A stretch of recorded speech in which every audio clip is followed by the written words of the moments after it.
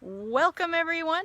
My name is Nicole Carpenter. I'm the Director of Programs and Education at the Westport Museum for History and Culture. Today I am sitting at the Kings Highway Colonial Cemetery. It's sometimes called the Old Cemetery on Kings Highway. We are very lucky to be up here today in this beautiful weather. We decided to do this tour because normally this cemetery is inaccessible because of the traffic on Wilton Road.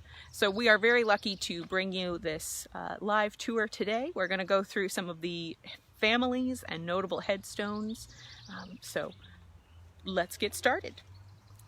I'm actually going to turn you around so you can see the beautiful. So the first stones that we're going to start with today are here.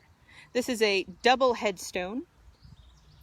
On the left is Lieutenant John Taylor, and on the right is his wife, Wazy Taylor. Now I start with Wazy and John because they are the heads of the Taylor family in this graveyard. Wazy is actually the very first gravestone that is placed in the cemetery. She's buried in 1721 or 22. It's very unclear on her headstone which year it is, but she is the very, very first. And this is a significant stone because it is a double headstone. You will see another one in just a moment, but this is very, not unusual of the period, but it is much more rare. I do apologize for the noise. I will try to speak as loudly as I can. Now this gravestone you can see is very, very typical of the 18th century. It has the shoulders, this kind of three humps. On a normal gravestone you will see one hump here, a large hump in the middle, and then a smaller one on the sides. Those are called shoulders and a tympanum. And on this gravestone you can see there's some really beautiful carvings of cherubs. They're really, really lovely, and some beautiful decorations on the tablet as well, these kind of floral motifs. Now, John and Wazy, her name is hard to pronounce sometimes. They had two sons. I'm going to show you one of them before I move on to the second. Their first son also has a beautiful headstone. His cherub carving is really magnificent, as well as the detailing on the sides. And his stone in general is just very, very beautiful. Let me take a seat here so we can look at his stone a little bit more easily. So this is Noah Taylor. He is a lieutenant. He is the son of Wazy and John. And both John, his father, and his son Noah, who we see here, as well as his son John. It's very, very confusing. These family trees are really helpful to see in person. All three of these men are actually a part of the colonial militia. They're not a part of the revolution. They actually passed too early to be involved, but they are a part of the militia beforehand. Now, Noah is buried here. He is buried with his daughter, and then just to the left of him, on another very beautiful stone, is his wife, Elizabeth. Elizabeth is actually Noah's second wife. His first wife, Sarah, is actually there, that kind of brown sandstone stone. That's actually not where the stone was placed originally. Originally, she would have been just to the left of Elizabeth, kind of in this open space here, but her stone has actually been moved. Now, Noah has a story that reminds us of a little bit of the situation today. It's a little bit of a sad story. Noah's daughter, Sarah, and his first wife, Sarah, who is placed there, as well as his father, John, who we just took a look at, all three of them pass away in 1744 within months of each other. Because of this, we suspect it was probably because of a disease at the time. Smallpox was very common, as well as influenza and other infectious diseases, and that was probably a very sad period for him. Again, Noah does remarry to Elizabeth, and he actually has a son named Noah as well, who is buried just to the right of him with also very beautiful decoration on his stone. We are going to now walk down. Could I use your hand for a moment? We're going to walk down the line here. These are all Taylor gravestones along this line. We're going to take a look at the other brother. So the brother of Noah and the son of John, again, very confusingly, his name is John. John Taylor is the son of Lieutenant John Taylor, but this John, who we see here, is actually a captain. And he is a captain in the militia. Again, he passes in 1774, just before the Revolution really kicks off. John is buried here with his wife Hannah, and they as well have a really beautiful sandstone burial stone with these really lovely cherubs on the top. It's interesting that one is smiling, John's is smiling, and Hannah's is frowning over here on the side.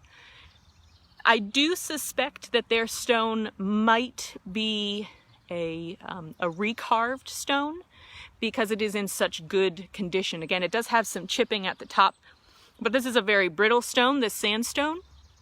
So I do suspect that it might have been recarved at a later date because it is in remarkably good condition for how old the stone is. As we walk through the cemetery, you will see there are stones that are missing or maybe damaged. And that is something that happens to these older cemeteries. You can see here a little bit of the expanse. These stones are very fragile. They're thin or made of materials that just degrade kind of naturally. This cemetery as a whole is probably one of the oldest cemeteries, if not the oldest, in Westport. It has many 18th century gravestones.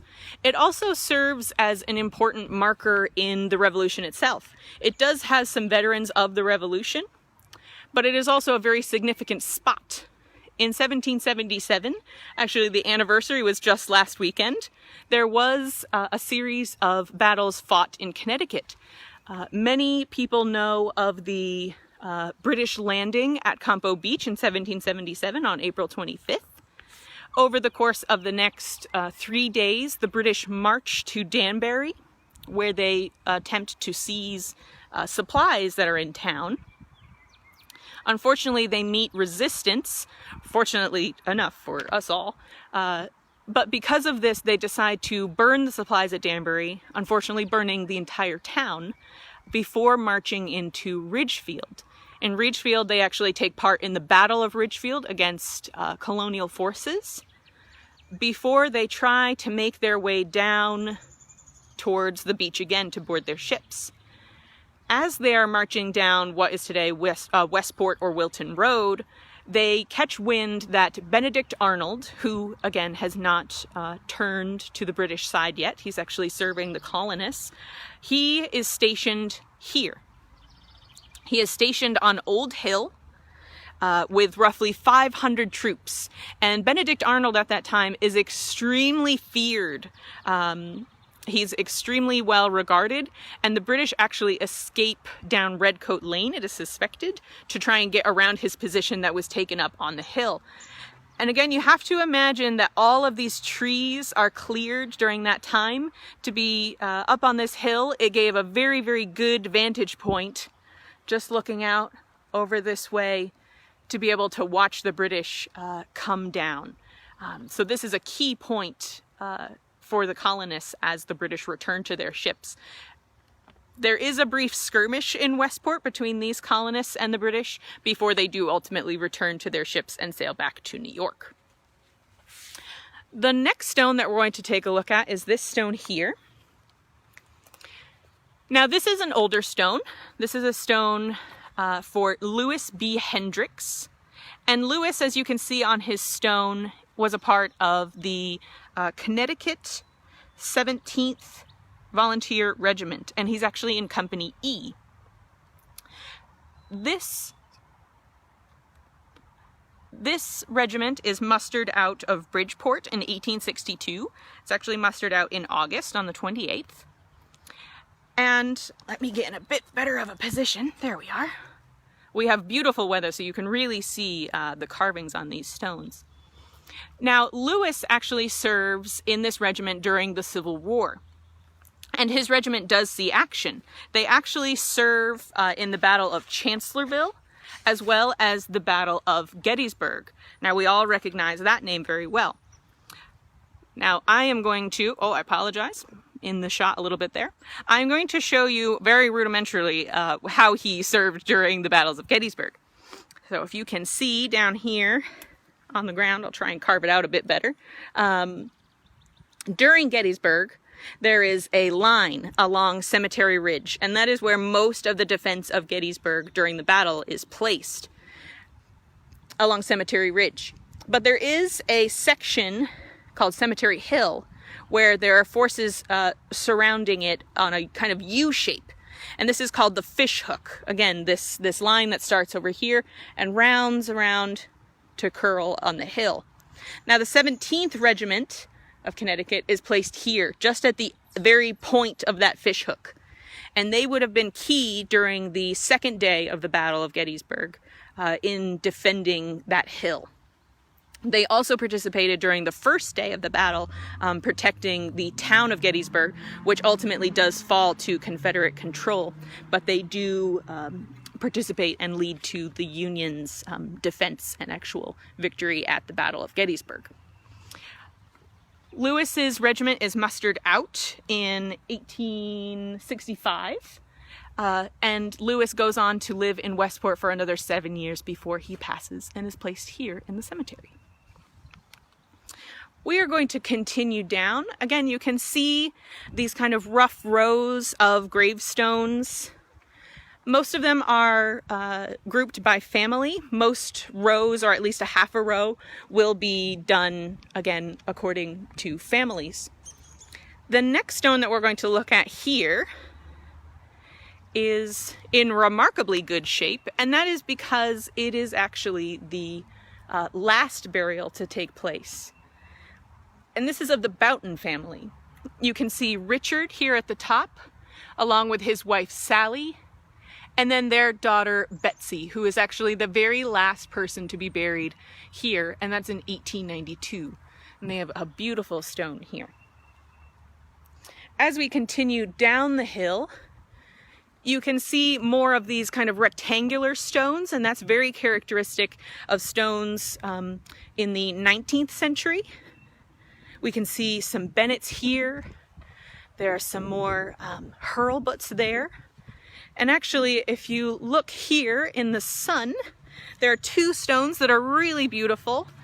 There's one here. This is another tailor, and he has a beautiful, beautiful willow tree and urn, which is very reminiscent, very, very characteristic of the 19th century.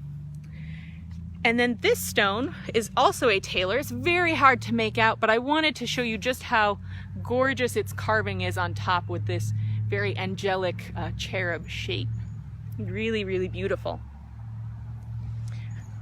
Continue down the hill. You can see we're much closer to the intersection now. This stone is one that I wanted to show you in particular. This stone belonged to Captain Phineas Hanford. Captain Phineas actually receives his commission as captain at the General Court in Hartford in 1761. And he's a part of a committee to speak with the Continental Congress in December of 1774. And one of the reasons I wanted to show you his stone is this really beautiful carving on the top. And this is very, excuse me for the noise, very unique because it actually projects from the stone. It's called a high relief carving, that it actually is carved to poke out instead of carved in. Along this line, there are more Hanfords. These three stones in particular, again, two of them are heavily damaged, which is really heartbreaking. It looks like they would have had beautiful carvings. But these three in particular have another bit of a sad story. This was a mother and 2 children, and all 3 passed in the same day in the same year. We suspect because of the dates that it most likely was because of an accident of some kind. Again, it just shows that we need to have a bit more research done into these old cemeteries. They have so many interesting stories. There's another really beautiful stone here, another sandstone marker, and this is for William Peck. He actually passes away just before Christmas in 1800. And I do suspect this might also be a recarve just because it does have that characteristic 3 hump shape, but it doesn't have the decoration that we usually expect. It's also in really beautiful shape to be over 200 years old. I suspect it may have been recarved, but it is beautiful nonetheless. We're going to continue down now. There are some more Hurlbutts in this row, and some more Bennetts down here. Again, much earlier stones, probably from the 19th century. And over here in this corner, what looks to be the end of the cemetery is actually not the end of the cemetery. If you look very closely through the foliage here, you will see a gravestone just there. And this kind of green spot over here is another vault. It actually belongs to the Wheeler family. And this vault actually did not show up in any of our previous research of the cemetery. When I came a couple of weeks ago to actually walk through the cemetery, we saw that it had not been on any of our maps or in any of our notes. So there's definitely more research to be done on this burial ground, including who might be in that Wheeler vault. As we continue down the hill, there was one gravestone I don't know much about, but I just love the name. This is the gravestone of Isaac Hurlbutt, and he passes away in the 1830s, but also on his stone is his wife, and her name is Freelove. I just thought that was such a unique name, really lovely. As we continue down, closer to the intersection, we will try to keep our sound quality as much as we can. Down here, you will see there are a series of mounds. There's one here, another there, there's one roughly here, a 4th there, and then there's a 5th over here on the side. And that 5th burial mound belonged to the Marvin family, as well as the Taylor family, related to the Taylors up on the hill. Now the Marvins, the matriarchs and patriarch, I suppose, of that family are Ozias and Sarah, a Captain Ozias Martin, and Sarah Lockwood is her maiden name. She is actually the great-grandmother of LeGrand Lockwood, who built Lockwood Matthews Mansion in Norwalk. You can see there are 2 stones placed here, and that actually marks the end of the burial mound, one here, and just one over here. So you can see it actually extends quite a ways back. You can see those 2 cornerstones here, and it extends all the way down to the entrance there that is marked with the urn. We will go down. It is very loud, so I will go down there really quickly at the end so you can take a look. Ozias and Sarah are notable for 2 reasons. One, again, I apologize for the disruptions of the noise. One of the reasons that they are remarkable is that they are actually recorded as supplying the colonists during the Danbury raid. There is a receipt in military records asking to be reimbursed for the supplies that they gave. They are also notable in 1789 for actually hosting then President Washington as he passed through Westport on his way back from Boston. They had an inn at the time and they did host him. We're going to make our way down so you can see the front of their their vault. Oop. Another family that is in the Marvin Taylor vault is the Judah family. There's actually one member of the Judah family in this Marvin. Excuse me, 1 second. We'll wait until it's just a bit quieter as we make our way down. The cemetery was refurbished in the 1940s by the Garden Club. It does need a little bit more work today just because it has been some time since it's had a lot of work done. So this is the front of the Taylor vault. You can see Marvin, Taylor, Nash, and Waite as the names placed on the sepulcher. And this actually used to have a marble facing to it as well, where it's been bricked up. We're going to make our way back up onto the hill just so you can hear a little bit better. Back to the Judah family. Now the Judah family actually marries in to the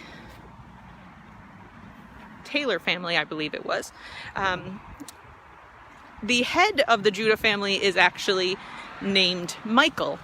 Now Michael is not buried in this vault, but he was, I believe, the first or one of the first Jewish members of Westport. He lives in New York for most of his life. Again, I'm going to come up on the hill just so you can hear me a little bit better, just so we have a little bit of distance between us and the road. I'll give you some nice views of the cemetery moving up. So Michael lives in New York for most of his life. He actually moves to Norwalk at the beginning of the Revolution because of anti-Semitism. There were acts of violence being perpetrated against the Jewish community in New York, and they grew to fear a British invasion and the violence that might occur if that happened. At that time, many Jewish community members left the area. Not much is known about Michael's wife. We do suspect that she might have passed away before the move to Connecticut, but we do know that they had a son named David. Now, David served in the 9th Regiment of Militia under General Wooster in Captain Gregory's company during the Revolution. He actually served the customary 3 months for a militiaman. He served from October to January in 1765. He did not re-enlist, but that was very characteristic of the time. He did set up a home in what is today Westport, but at the time was Norwalk, so that west part of Westport today, down near Saugatuck. He actually was a justice of the peace, and his estate was actually known, the area that his estate was in was known as Judah's Point for many, many years, until it eventually morphed and changed into being known today as Judy's Point. David went on to have a son named Henry. He also had many daughters, but his son Henry went on to be an Episcopal minister. Again, they left the Jewish faith, but they did remain in the area for some time. Now it gets a little complicated. David's son, Henry, has another son named Henry. They all name them after themselves. So Henry's son Henry actually becomes known as Brigadier General Henry Moses Judah. And we actually have a really lovely picture of him. This is David's grandson, Brigadier General Henry Judah. He's actually a career military man, and he serves during the Mexican-American and the Civil War. And it's really lovely to have a picture to actually see one of these people. Now again, he is not buried in this vault in Westport, but he is a notable relative directly from the Judahs of Westport. The Judah Estate becomes a part of William Eno's estate.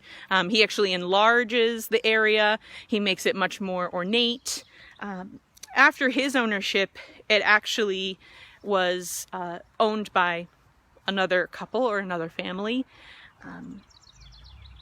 They decided to subdivide the property, and there was an effort to move the house to Sherwood Island and to use it as a museum, but unfortunately the house could not be saved and fell to the wrecking ball.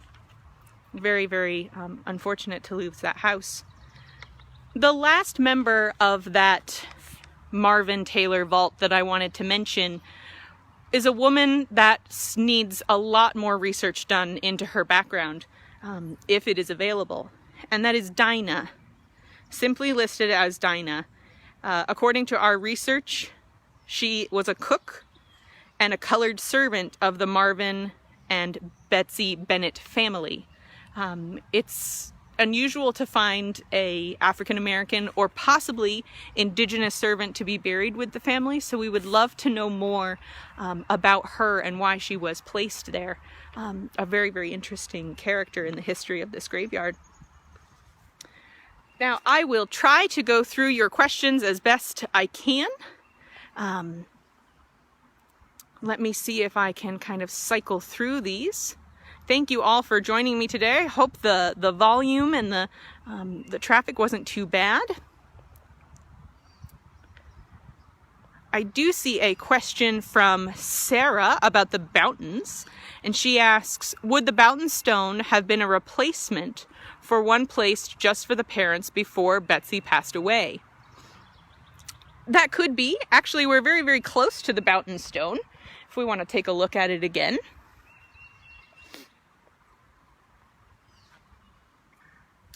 It does not say when Richard and Sally Boughton passed. Again, part of our research is going into the records and seeing if we can find death records, birth certificates, and things like that.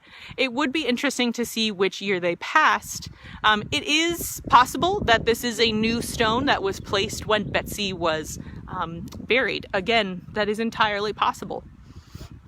It's also possible that there might have been stones to the left that have fallen or need to be replaced. Again, there are some broken stones down that way. It is possible that Richard and Sally Boughton are buried here with stones that have just fallen away.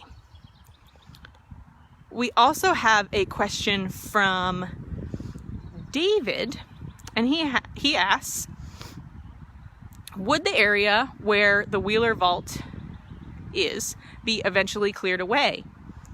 That is a great question. I would love to see that area cleaned out and have that vault actually be back a part of the cemetery. The museum does not maintain the cemetery. It actually belongs to the town.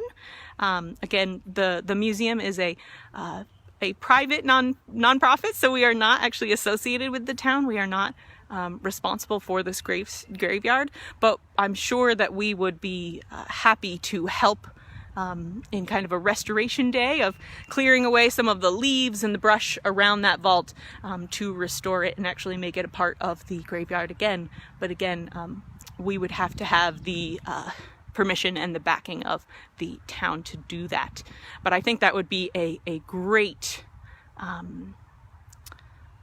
restoration project. I don't see any other questions here. I do hope that you all enjoyed our tour today. We would love to have a tour here in person, but it is very difficult to get to because of that road down there. But if you do ever have the chance to come and visit this graveyard, it's really worth a walk around. It has some really great history, and we do hope to look into it a bit more and learn a bit more about the residents here. We will be having another program on Tuesday. Our Tuesday Treasure is a weekly program. This week we're going to talk about what we have called historical or hoax. How to tell the difference between true period costume pieces that should be preserved as part of history and reproduction costumes, which can be used and worn to embody a period. So do join us on Tuesday at 6 o'clock. I will be at the museum doing a live stream, so check us out on Facebook. Also, if you enjoyed today's program or any of our other programming, we do ask you, if you are able and willing, to support the museum at this time. We do appreciate any support that you can give us. So thank you all so much. I hope you enjoyed, and enjoy the rest of this day.